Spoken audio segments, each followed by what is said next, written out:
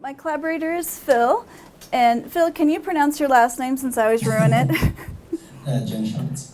And Phil has been our data scientist, or Taylor Martin, her data scientist since probably, what, Phil, 2006?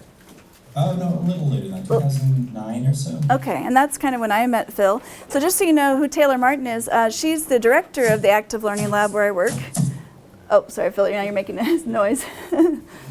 And she has started at University of Texas at Austin. Now she's at Utah State. And right now, this year, she's been at the National Science Foundation as a rotating program officer. But I was actually Taylor's student way back in 2007, and I graduated around 2010. And her and I did research with IES. Raise your hand if you've heard of IES. Okay, those of you who haven't, it's in the U.S. Department of Education, and it's the Institute for Education Sciences. And they do a lot of big grants and contracts for education research, just like the National Science Foundation does. So we did a study for 7 years trying to figure out if a program for math called Connected Mathematics in middle school was better than traditional instruction. And Connected Math is inquiry instruction. And so it's a little bit more hands-on, a little less teacher-directed. After $5 million, and like I said, close to 7 years of our life, we found, and we did this in 5 states on the East Coast, over 7,000 sixth graders. There was no significant difference. So you kind of feel bad after spending all that time and effort on research, hoping to show something to improve the field. And so at that point, we kind of split and went in different directions. Taylor decided learning analytics has got to be the answer. These summative assessments, like state assessments, don't really tell us a lot. We need to know real time how kids are learning, measuring that, and also finding ways to report that to teachers so teachers can intervene. Now, I had been a teacher, like you said, and in the classroom, actually middle school and high school, only a little bit of elementary. So I got to deal with the big guys most of the time. And I actually have a special ed background as well. And so my experience as a teacher was a superintendent signing every year a new thing that we should use. And I have nothing against superintendents, but as teachers, it's really hard when we're asked to do something new every year. We're never getting a chance to really learn anything and do it well. So I kept on the path of the big time education policy research and evaluation because I still felt like we need to prove if things work before we put them in schools. So just so you know, around 2010, we split directions. So I kept working in the government research world, doing evaluations, actually getting some significant results. I'm working in New Mexico, working in Texas. But at the same time, still not quite satisfied that that's the answer. And I heard Taylor was doing some kind of cool things in learning analytics, and she had an opportunity for someone to come support her. So about 3 years ago, I moved to Utah from Texas and have been supporting her ever since in this work with learning analytics. But of course, because people know me as an evaluator and big policy stuff, as soon as I got here, I ended up getting this big project that takes most of my time. I'm the evaluator for all of the STEM Action Center work. Raise your hand if you've heard of the STEM Action Center.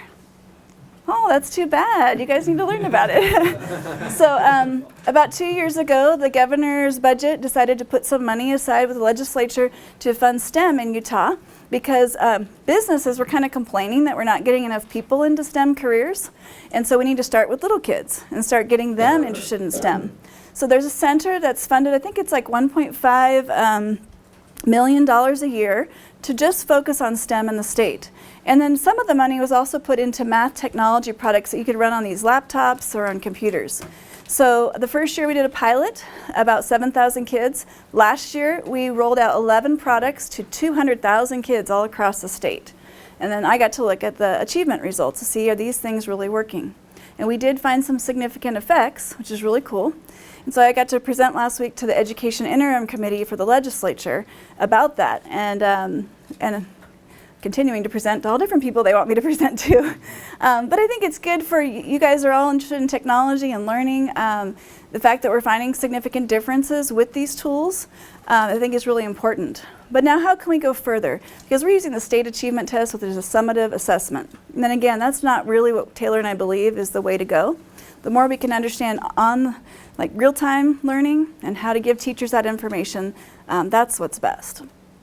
So I'm going to talk to you a little bit about this tool that was actually Taylor and Phil's brainstorm, their idea, so it's kind of their baby, and I've had a chance to participate the last 3 years in working on this project.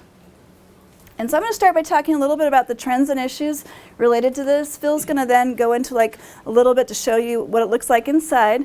But as Rick said, we really would want you to do a full workshop, a couple-hour workshop, to be able to do it by yourself. So this is just a little taste. And if you really are interested, a group of you, I can come back maybe with Phil and kind of do a more thorough job of helping you do it on your own.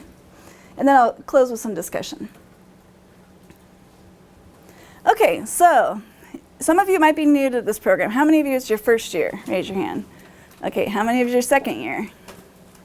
Okay, and then is there a third year? I'm not sure how long your program. Third year? Oh, PhD. Okay, yeah. How about PhD students? Okay, great. So I'm going to pick on the PhD students for a minute. If you're working with data, where do you store your data right now? Do you use Dropbox, Box? Do you have a server? Any ideas? And you don't have, if you feel embarrassed to share. Yeah. Okay, Yeah. so when I was a graduate student, it was like Excel files, I had Dropbox, then like now our university has Box, all different places. So does your major professor have access to your data or know where it is? Yeah. Okay, good. That doesn't always happen in our world. So as a faculty person, just so you know, that doesn't always happen. I have to sometimes bother people. By the way, there's no data. I can't find any data file, Okay, so how many of you who have data files, do you have a code book where you actually document how you created variables, what their names are? Anyone? Okay, so that's another thing that we struggle with the same thing. It's not something that people just naturally do, And so what happens as faculty is we publish a paper with our students. We're super excited about it, and it takes forever for them to review it, to get back to us. By that time, that student has graduated. They want us to rerun some analysis, do a different graph, and I'm like, wait, where's the data? Wait, what does that variable mean? So this is sort of the frustration of our world in research, and it sounds like with nodding of heads, you guys have experienced the same thing.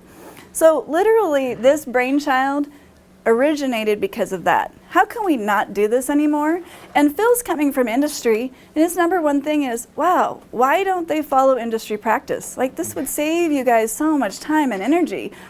But we're not coming from industry. Education researchers, we come from all different fields, but not necessarily industry. We don't know these best practices. And so that's sort of what he and Taylor started thinking about, is how can we sort of build a tool that would force people into doing best practices? And so the great thing is, well, then how do we fund the development of the tool? And so we were working with computer programming at the time with a project called iPro, where kids had a little iPod, and then they had a little soccer game. You can still download it on the App Store. And we got back-end data to understand programming. So we said, okay, programming is really starting to be big. Let's go for an NSF grant for programming with Scratch, because Scratch is kind of the latest thing. And let's build this tool all around Scratch, get our students to start using these industry best practices. And then we can start applying it to other projects. So that's sort of how this started. But here are some of the things that maybe you've dealt with that are some of the challenges. So starting with coordinating research teams from several departments. I think especially our field, we tend to involve other departments, whether it's math or science or computer science. And so you have to be able to work with these different people and figure out data sharing processes. We deal with a large amount of data, but even if you have a small amount of data, these things are still really important. Cleaning your data, these things that you're going to do at a regular basis. Security of data storage, because honestly, Dropbox is not the best approach to storing your data, even though that tends to be what a lot of people started with. And then also reproducing results. So often a student will get something, we go and run it, and we get a different answer and realize, wow, how come you only had 40 students in your results and I had 120? Like what? So there's some confusion, depending on, we're all using the same data file, but something happened. And so that was an issue. And like I said, the documentation of variables is huge. And then also, like I said, months or years later, trying to retrieve this information if you have to rerun it. So this is sort of all the things that led us to doing this project. And so this is our website. If you haven't been there before, it's www.activelearninglab.org. And under active projects, you can find the Cyber Learning Project. And this is the one that started the funding for the Fund tool. And since we've used funding from 2 other projects to kind of take that data and do something similar. And so again, what we're trying to do is organize all of what's called a workflow process. That's sort of an industry term. All that we do from start to finish with this tool. recording the log data. So that basically, what did you run, what variables did you use, what was your analysis, that's all this log data. And then also what I think is the most value is it's a platform that can be shared with other people. So we could share it with you guys, you could see what we're doing and you could try it, or you could create your own and share it with us. And so that's part of, I think, the extra value. Besides just our own lab doing things better, we now can work with other people. But the long-term goal, and we have to see how reachable this is actually to make this very user-friendly. So a really low entry level. Right now, I'm an education researcher with a math background. I do not have a computer science background, but I did take Pascal and BASIC as an undergrad. So I'm not afraid of programming. So I can look at, you're going to see in a minute, some of the measures that Phil has created, and I understand what a ratio means, and I see what he's created, and I can create my own ratio that I want from something, because I understand kind of a little bit of the math, and I can kind of read Python and figure out what to change. And then I could say, Phil, help, it doesn't work. I've forgotten a period or a semicolon or something, you know, and he can help. But anyways, it's fairly user-friendly for me. I don't know if just a generic teacher who's just starting to get into computer science with their kids, how entry level it is. So what we're working on in the future is maybe some more automatic things where you just like push a button or something really easy and you get a graph. So it's a lot more user-friendly. But right now what I would say, and I have this on in a future slide, is you kind of need to know a little bit of Python to do this and how to use GitHub. And if you don't, then what you would want to do is work with someone who does. So either another graduate student or a professor, because right now you have to, or at least not be afraid of reading Python. And those of you who don't know Python, it's a computer programming language that you're going to see in a minute. And so that's kind of the reality of where we're at right now with the type of users who could use it. But again, the end goal is to have it a lot more accessible. So why do we have this end goal of making teachers have access? Well, I don't know if you've heard lately, but there are now national standards for computer science. And we actually have 2 states, Massachusetts and Washington, who last year passed a bill that right now this year, they're supposed to be implementing computer science standards K-12. Which is a little weird because we don't even have an assessment. We don't even know really how to measure what it looks like, and yet there's teachers are supposed to be doing it. And so even Utah, last legislative session, they tried to pass some legislation for coding, and I'm sure we're going to see it again in this legislative session. So the hard thing is the teachers and everyone, they need to know how to measure if kids are learning. And right now we don't really have anything out there. And so this type of tool and a community of people working on it could develop measures that then a teacher could use to assess learning. So what we're doing is starting with Scratch, because Scratch is probably the most widely used program to teach kids computer programming. Raise your hand if you've heard of Scratch. Yay! Sometimes I go to sessions and no one's heard of it. Okay, so that'll save me a lot of time. Raise your hand if you've actually used Scratch, though. Okay, excellent. And so for those of you who haven't used Scratch, if you have children or if you have relatives who have children, I highly recommend that you get them into it. It's really fun. Kids create little like games or animations or stories, and they have a lot of fun. And the nice thing is we see kids of all ages, male and female, even students with special needs really getting into it. So it has a really great entry-level point. And instead of having to worry about periods and semicolons and things in the syntax, you actually use these blocks. And so it makes it much more user-friendly. And in this section here, all the different types of blocks, right now you're just seeing the event blocks, but they're all color-coded, so it makes it really easy to use. So we did this Scratch work with kids in middle school and upper elementary for about 2 years, and we gathered all their data in a way that most researchers cannot gather the data. So right now, if you're a researcher and interested in Scratch, there's a public page where you can look at kids' projects from across the world. And you can actually download them and see inside all the code in a data file. But that's the one-time snapshot of their project. What we were able to do is collaborate with MIT and get the real-time data. Now, one problem is MIT can only give you data in 2-minute increments. So you are still missing some pieces. But that's better than just the end snapshot. So what we're trying to understand is development of some things called computational thinking. So how are kids reasoning and doing some computational thinking as they're doing the programming? And so having that real-time data can help us. And I met with some people at University of Oregon, and they had a great analogy. They're working on the idea of computer programming as like writing an essay. So if you think about writing an essay, how would you be able to tell a strong writer from a weak writer, from all the beginning revision draft stages to the final product? And so once they learned about our fun tool, they're trying to think through how could they use that to kind of try to pick up with Scratch users the beginning, the medium, the higher level programmers, almost thinking of it from a writing perspective, which is a really kind of interesting model. So there's lots of researchers across the country trying to figure this out. Scratch has a huge amount of data that can be used, and so it made sense for us to start here. And we started with 3 very simple measures. One is called initialization, which is just how do you get the characters on the screen to do anything to start. And that's that green flag. And another one is synchronization, when you're getting 2 things to kind of give messages to each other. So there's a block called broadcast bear attack. And when another character receives it, they do something. So that's called synchronization. So we have a measure that can measure that. And then sequences, when they start to pick up patterns that they can use, that's sort of a more advanced level of programming, we now can measure that. And we're developing a lot more measures, but that was sort of the beginning. This is what you get when you download the Scratch data. It's called JSON. That's like what it's written in. And it's not too super complicated because this is English instead of a lot of numbers. And so things like scripts, those are the little characters on the screen. And go to XY, that's the coordinate the character goes to, and that's actually what the block says. Costume, there's costumes you can change for the characters. So all of this is great English, it's easy to understand. But when you have so much data every 2 minutes, you don't want to have to then manually do that. And some people, there's some parsing programs and things that can do it for you a little bit.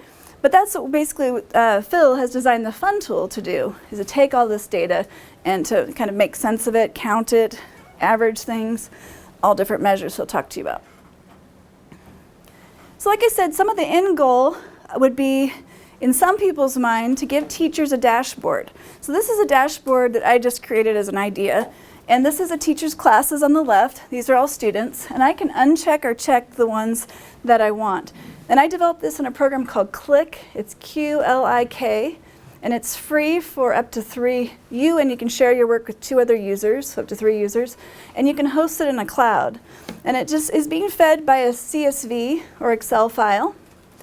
And so I'm, say, maybe interested in this kid here who has tons of sprites and tons of backgrounds. But when I go over here, they have really low initialization synchronization. So it means on their screen they've got lots of things, but they're not doing anything. So as a teacher, I then know I need to intervene with this kid because they haven't figured out how to initialize their blocks. So that's really great at a high level for a teacher. But an education researcher, that's probably not enough. They're going to want to dig deeper. So why is that there? So with the fun tool, a researcher can do a lot more digging into the data. So we have kind of 2 ideas for an end goal of this project: getting teachers something they can use, but then also ways that an education researcher can dig deeper. Okay, so we kind of went into which of you are faculty or students and what year. How about game developers? Are any of you interested in any kind of game? Okay, a couple of game developers.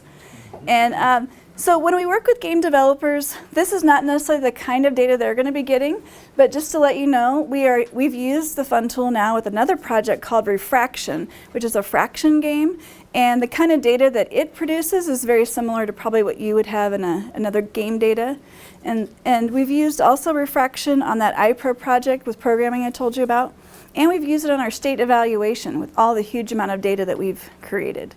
So there's lots of applications if you're interested in the future in using the fun tool. And once Phil will tell you a little bit more, you can kind of see that. Okay, so like I said, Python and GitHub are things you probably would want to know. Okay, so I'm going to have Phil go into his presentation of what it looks like, because that may answer a lot of questions you have, and then at the end we'll have some time for questions.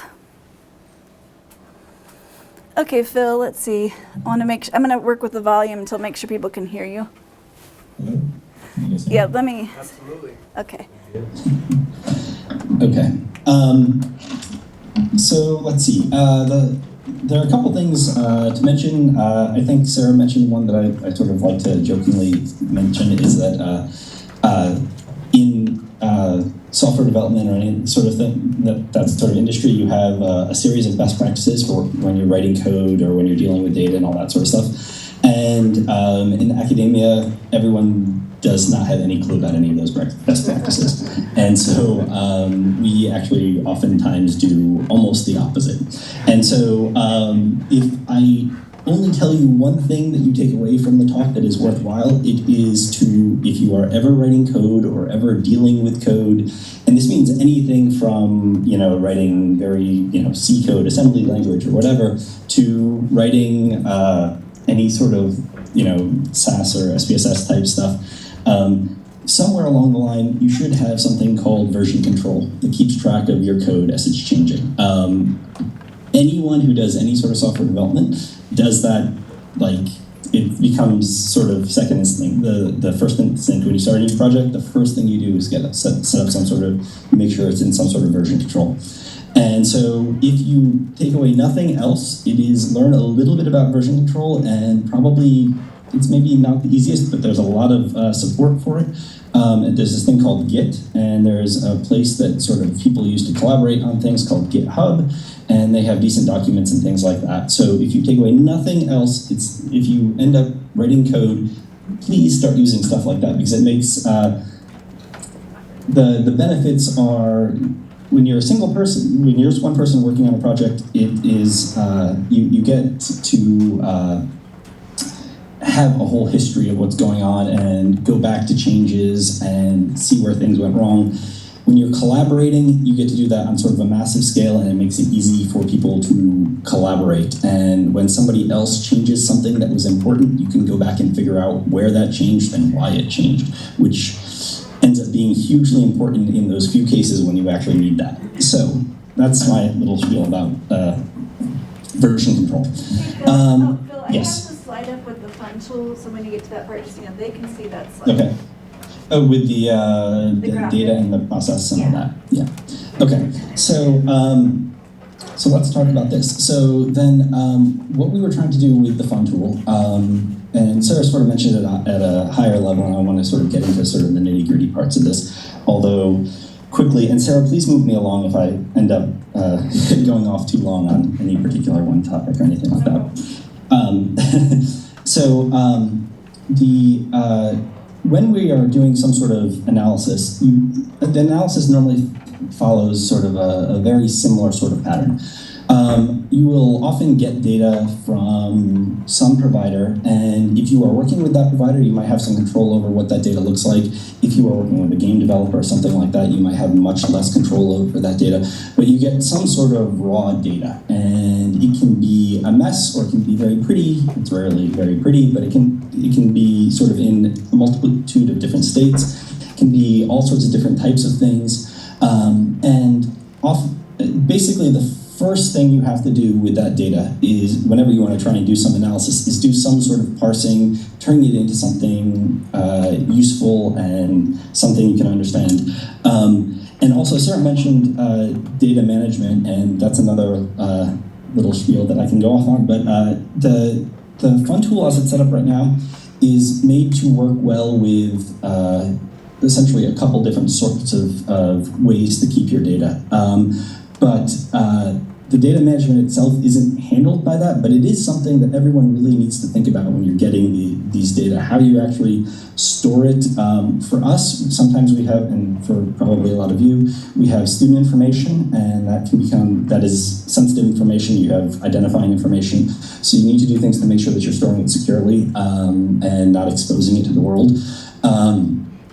But also, you want to be able to store the data in such a way that it persists over time, and that researchers in your group have access to it. Everyone has access to, if not at least a common pool, they know exactly what data they're getting access to. So for us, we set up secure servers generally and manage the data that way, or we set up a secure database and we access the data through the database, and the fun tool has hooks to grab stuff out of that. So we start with this big chunk of raw data that is something like that. And then we need to do something to to turn it into something useful for our analysis.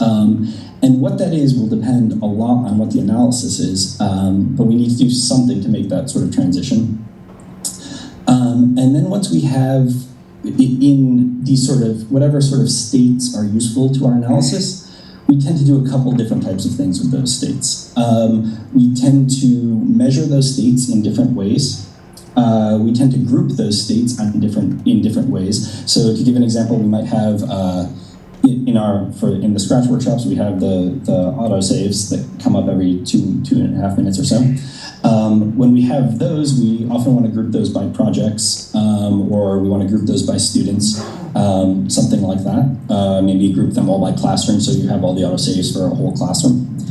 And then we will often want to measure those individual states. So you want to measure the autosave, but oftentimes you'll also want to measure things like the aggregates. So you want to make measurements across all the autosaves for a particular student or for a particular classroom or for a particular type of project or something like that.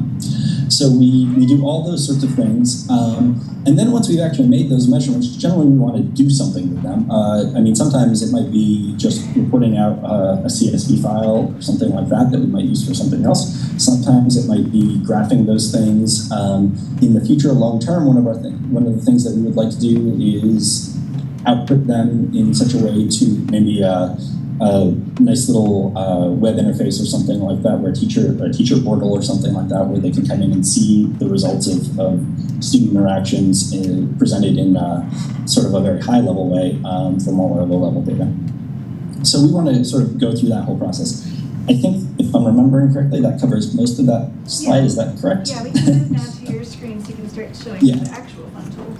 Yeah, okay. So let me share my screen. Hopefully you are looking at a terminal window. Just one second. Now we are. Okay, so this is an analysis for cyber learning. Oh, let me go back up and show you. So if I look at sort of the files and what's in this project, when you see these things in blue here, that means that those are folders. This is a script that we run that actually runs our analysis, and there's a little README file here. And this is sort of the general structure of any sort of analysis that we would do with the fun tool. And Phil, I have the folder version on my desktop if you want me to show them at all that part. Yeah, I mean, that might be, it's the same thing, but it's mainly a sort of more familiar way of presenting it. So I'm afraid of the command prompt. No, I do use it when I have to, but I like to use the folder versions. Oops, let's see. So these are the folders that you can actually access with the command prompt, but you can actually access them like you're used to with folders. And so in here are the little pieces that he was showing you in his command prompt. Okay? So don't be afraid. You don't have to, I mean, it helps to use the command prompt, but there's a lot you can do without the command prompt. Right, and one of the things that, and Sarah mentioned this also, that we want this tool to be useful at sort of a number of levels. If you are going to be an education researcher and you want to actually dig in and do the analysis yourself, you might need to get down onto sort of into more of a, or at least have somebody who can do some of the Python for you or dig into that. But if you're working with different people and some parts of the research are done by, some part of creating the analysis is done by one group, you might only care about sort of the output of their analysis. But you'd like to be able to run it on your own data, similar sort of analysis. You might use this at a higher level where essentially all you're doing is running this script, which might be just done by double clicking on something. So you might do something like that. And ultimately, we'd like even a higher level where maybe a teacher just goes in and looks at a portal and they don't even have to run the script, it's running on the background for them. But if you're trying to set up the research yourself, you want to sort of dig into it. So let's actually look at what an analysis, how it's sort of defined here. And so we have maybe many analyses, and we have this first one that we will look at called my analysis. So it's a first analysis, and this is sort of the steps that go through in the analysis. So when you define an analysis with the fun tool, we're using this is a YAML file, and YAML is sort of a very standard way to mark up text. And so it is, I think, yet another markup language is where YAML comes from. When we're looking at this, this is defining what our analysis is as we go through. So we have an adapter that comes in and grabs some example user information. We have a series of state measures that we run. This one that's blue here, or darker blue, is commented out, so we're skipping that one actually. We have Just a one reporter. second, Phil. For people who don't Yes. know what commented out means, it's you put this little pound sign here, and that means it's not going to run that step. Right. So to YAML and to the program, this looks just like a comment, not like a command. And then we have a reporter, which will give us some idea of what a state looks like. So it outputs a sample state.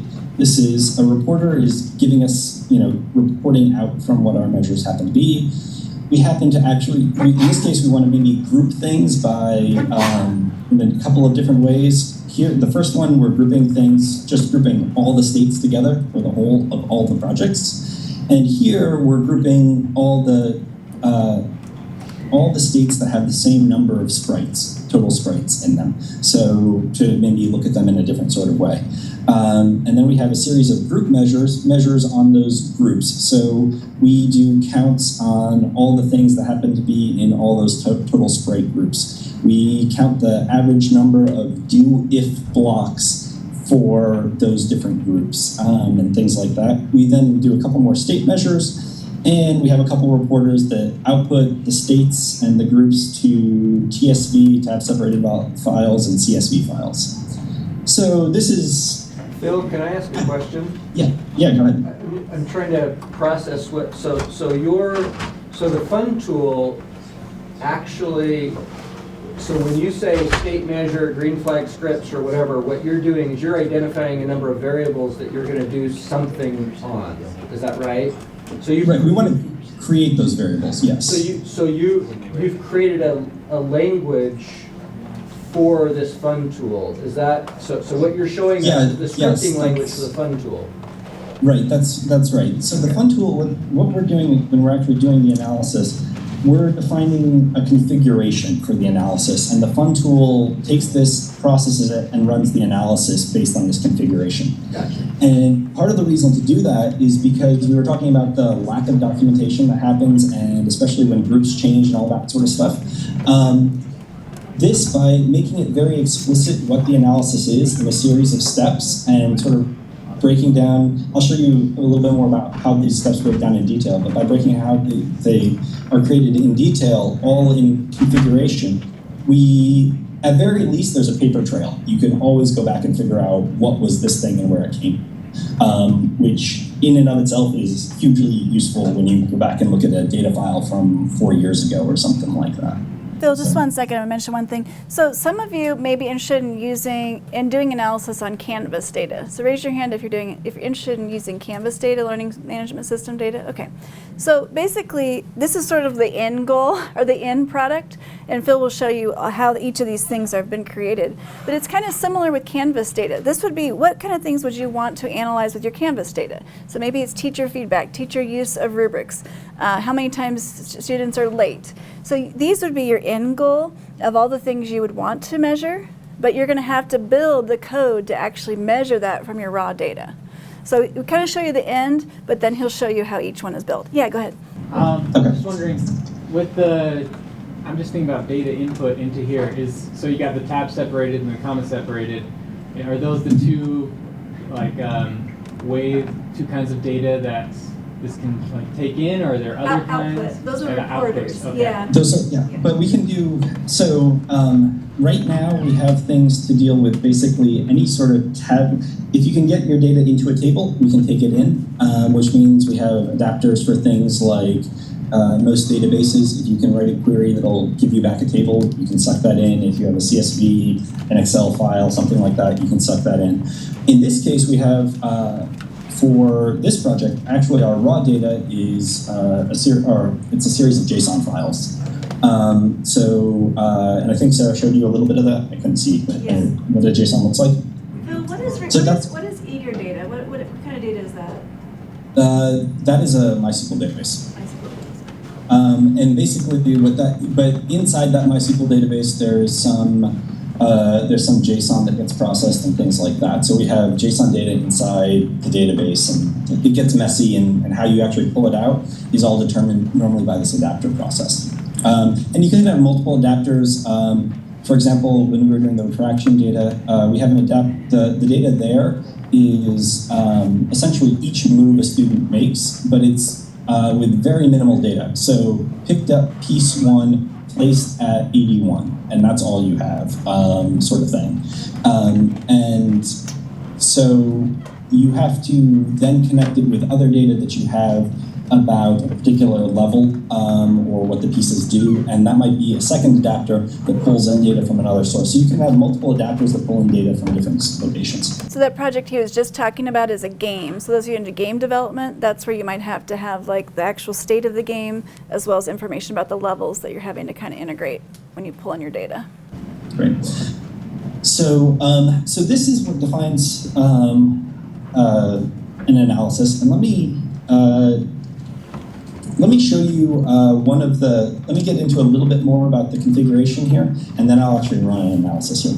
So let me quit out of this, and one of the other parts of this is we're looking at this directory structure.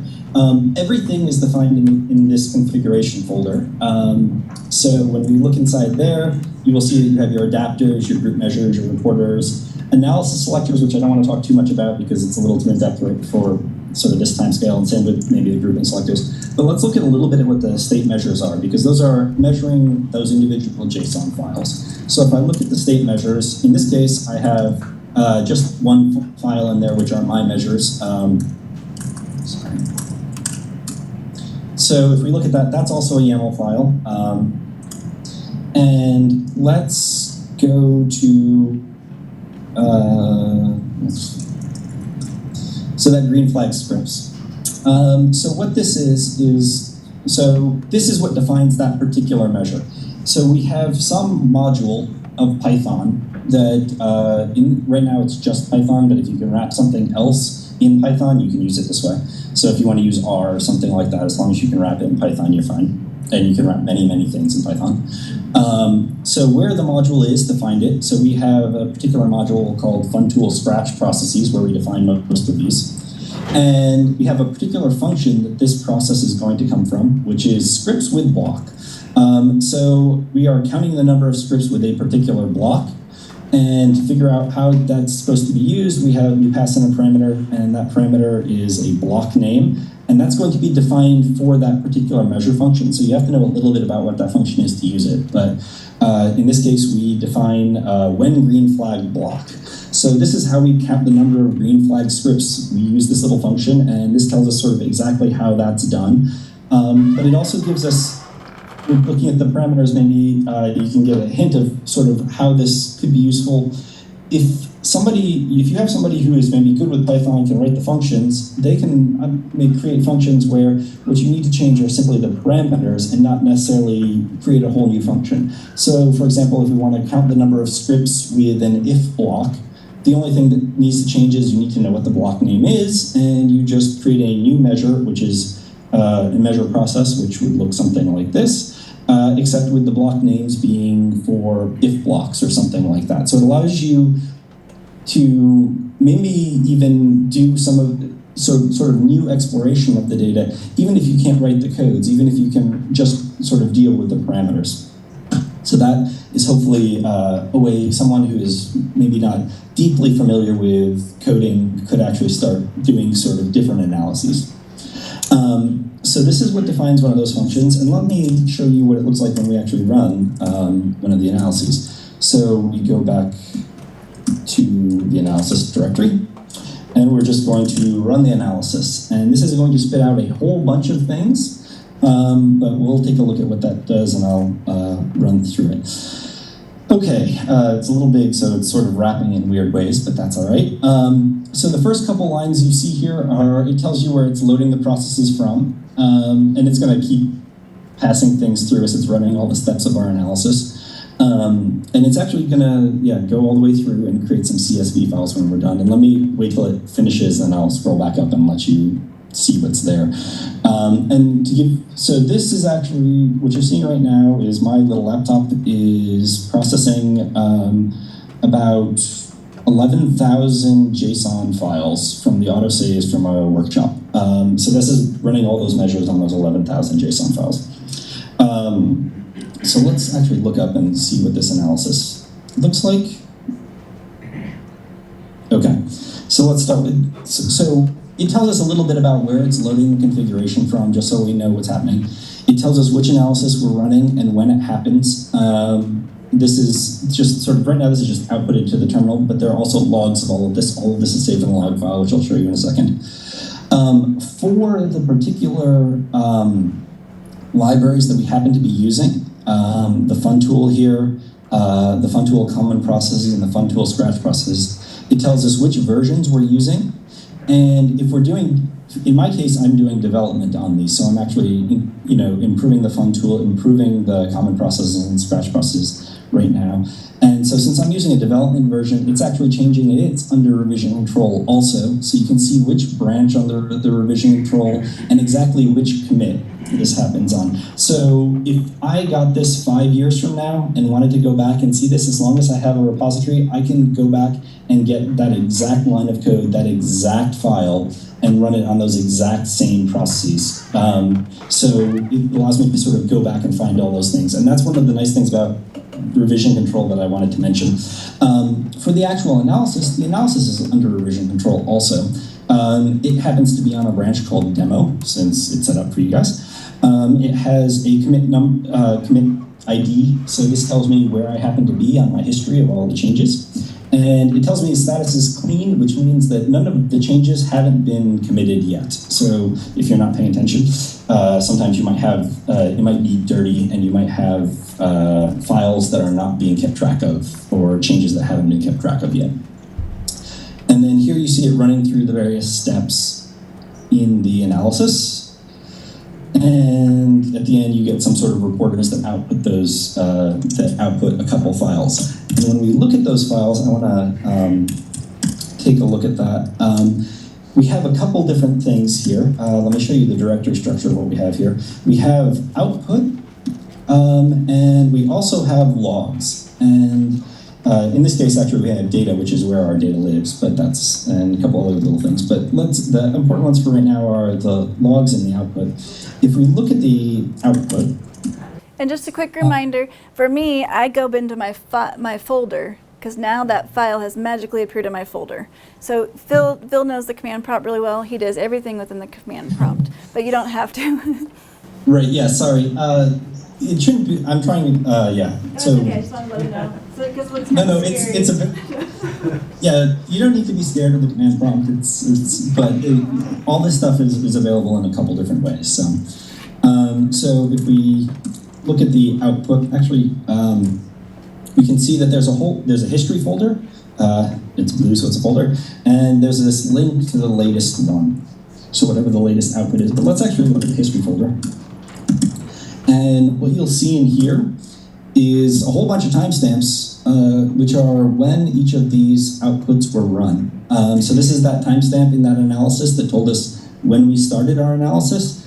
It created a folder, and we can go back into any of the folders and look at any of the outputs for any of these. Now, there's potentially a data management problem here. You can sometimes, if you rerun, you can see some of these analyses are run all sorts of different times in different ways. You may have to, that can be too large for a hard drive or something like that. So you may have some management issues there that are not currently solved with the fun tool, although we have some ideas for how to do that, but we haven't implemented them yet. So if we want to look at the run that we just created, we can look in the latest directory. And if we look there, we'll see our various CSV and TSV files that we created with those reporters, and a sample state to show us sort of what our state in our analysis looks like. And I don't know that we have quite enough time to sort of dig into the particulars of the output, but I just wanted to show you that sort of the output that gets generated. The other thing that we have for all of this, I mentioned if we're in our analysis directory, we have this logs directory, or a logs folder. And in there it has the exact same structure as the output. So we have a latest logs folder. And in that we have, this is now actually sorted by analysis in case we have multiple analyses. And we go into this first analysis and you can see the analysis log. And if I look at something like that, this is essentially everything that you saw before with when it started, what got run, all that sort of stuff. So you know later on, if I have an output file in a particular folder, I can go back and tell you exactly which processes and all those sorts of things were run to create that output, along with all those commit messages and all that sort of stuff.